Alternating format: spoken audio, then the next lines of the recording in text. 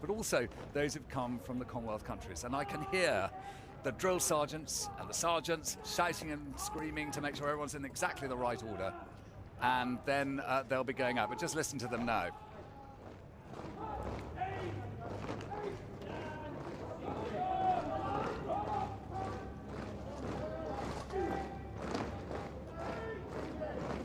And they're now going to make their way from Wellington Barracks out past us, actually, and make their way. They're going to basically be streetliners all the way around us, just behind here, and all the way up the Mall. Okay, here we are.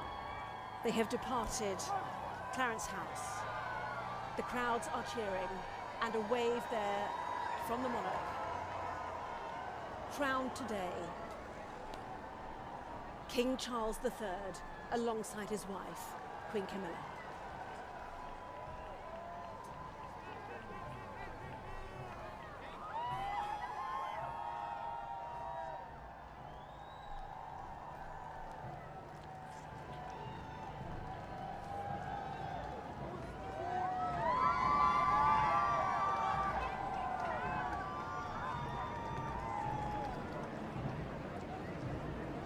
And now, in our view, Alistair, as we see that what is a mini procession, if I can call it that, making their way, the grandstand getting their first view, the 3,800 invited guests here, as they head into the palace. What happens then?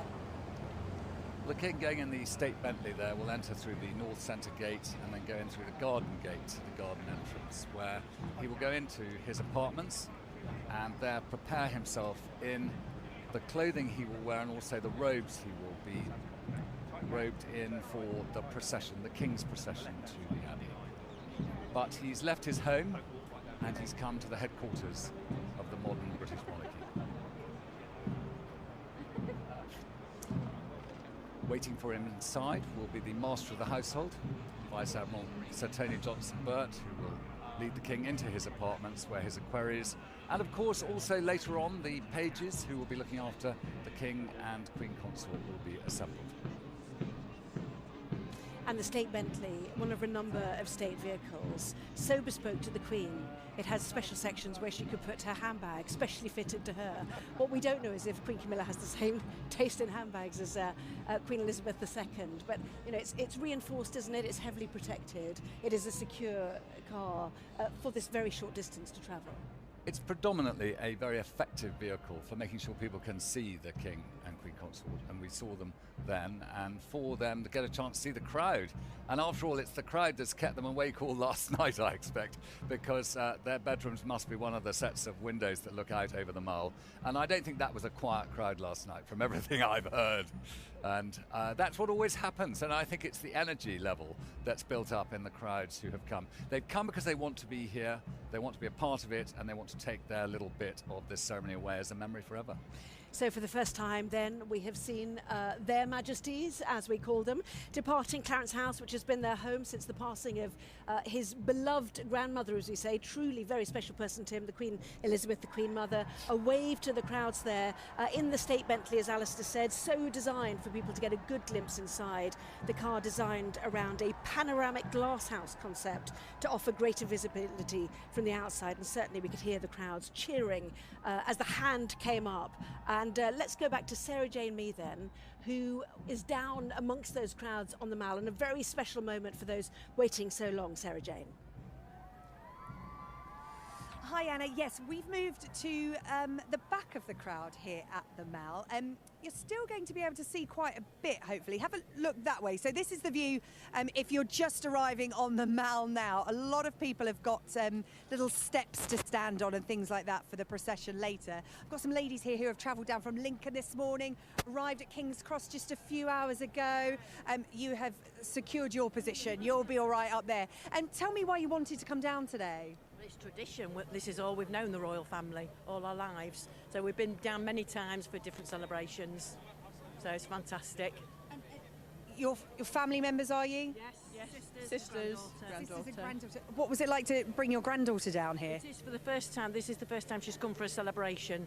So it'll give her that memory to keep forever. What's your name? How old are you? Tegan and I'm 14. 14. And what does this mean to you, Tegan? Because we've heard a lot about how King Charles appeals to younger Britons in terms of he's into environmental issues, he's quite progressive thinking. What do you think about King Charles? He does great work, doesn't he? Yeah. He does great work for the environment, and we just follow him, and very positive. Yeah, he works a lot with young people, doesn't he? Tegan, what are you most looking forward to seeing? Probably the balcony. Yeah, the balcony. You'll probably get a good view, actually, because they're going to open up the barriers behind us and you can actually get on the Mall and go up to Buckingham Palace. So you're actually at the end of the Mall nearest Buckingham Palace. So you're in a good place. That's what we're waiting for, isn't it, really? Yeah. That is what we're waiting for. And also there's going to be that part during the ceremony today where you can, take your oath to the King, if you like, as well, and speak the words as well, which was only, for those in the Abbey before. Will you be taking part in that? Is that something that's important to you today? Absolutely, why not? Yeah, definitely. And my crown I've got on is 21 years old, and it was used for the Diamond Jubilee for the Queen. The Golden Jubilee, rather, 50 years. Love that. A bit of tradition and history behind the headwear as well here on the Mall, not just in the Abbey. Ladies, really enjoy your day. I've got some NHS nurses here as well. Hello. Oh, now this is the headwear to have on a day like today. It's just spitting. I'm not going to use the R word just yet. We're not in that territory. Talk to me about why you're here and why it was important for you to come down today. We just want to witness King Charles' coronation. And yeah, it's once in a lifetime experience to be here and witness the coronation. So you're all from the Philippines and you're working within the NHS, another one of our great institutions here in Britain. You camped out here, you got your picnic. Tell me what you're most looking forward to seeing today.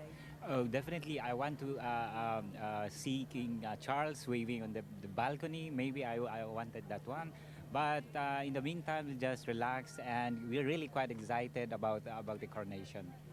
There's so much to see today. There's the procession, the balcony, and of course the fly past as well, which will be pretty spectacular. Enjoy your day. Thank you for speaking to us here on Sky News. I'm going to be in amongst the crowd all day here, Anna. The atmosphere really building. The umbrellas are starting to go up, but we're thinking sunny thoughts, aren't we? We are. I'm presuming your crowd cheer behind you. Sarah Jane, thank you very much indeed. So the King is in the palace. King Charles III has entered Buckingham Palace, where he will get ready, departing later on this morning at 10:20 on the King's procession, heading to Westminster Abbey. And Kay Burley, of course, is there. Thank you, Anna. As more and more people gather inside the Abbey, nice and dry there. Many others, though, still having to run the gauntlet to get inside as the rain starts to pour. Let's have a quick listen to what's happening in the Abbey.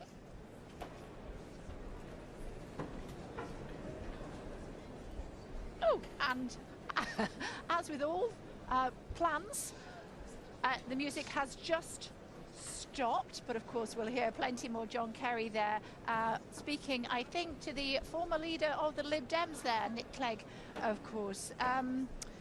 What else can I tell you? I can tell you that 25 years ago, we were just making the point that when Camilla was asked whether she would ever be Queen, she said, "You must be joking." Well, that is all going to change today in less than 2 hours' time when she arrives here at Westminster Abbey, the Abbey where all coronations are carried out with her husband, the King. Both of them will be crowned. Queen Elizabeth